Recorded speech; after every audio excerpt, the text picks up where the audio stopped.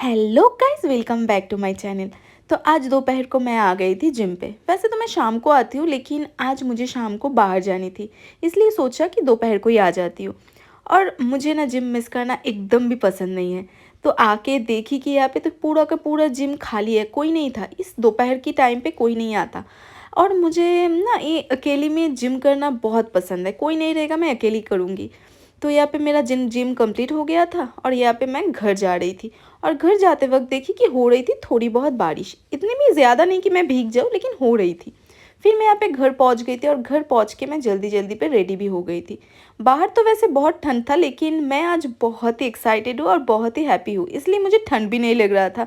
इसलिए मैं ये पहन ली थी और यहाँ पे मैं फुदक फुदक के दिखा रही थी कि मैंने आज कौन सी वाली स्नीकर्स पहनी है। तो यहाँ पे मैं रेडी होके एक्साइटेड होके निकल गई बाहर। और बाहर जाते ही मैंने देखी कि बाहर हो रही थी बहुत ज़ोर की बारिश। लेकिन मुझे क्या, मैं थोड़ी ना भीगने वाली हूँ, मेरी कार आ गई थी।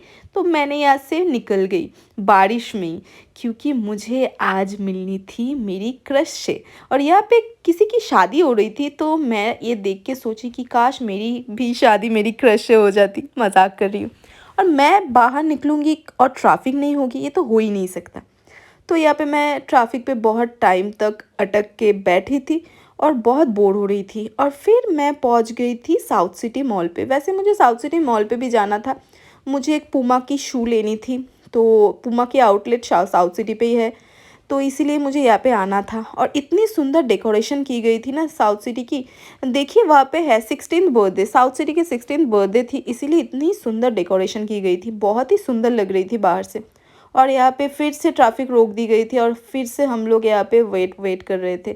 और फिर पहुँच गए थे हम लोग साउथ सिटी रेसिडेंसी पे। हाँ, ये वही वाला टावर है जहाँ पे मेरी चाइल्डहुड क्रश, आप लोगों को सबको पता है, टॉलीवुड की बहुत ही जानी मानी एक्टर है, इसकी टावर है। तो हम आए थे यहाँ पे कुछ काम के लिए। मैं सोची थी कि मैं मिल पाऊँगी अगर भगवान चाहे तो, लेकिन बैड लक मैं मिल नहीं पाई।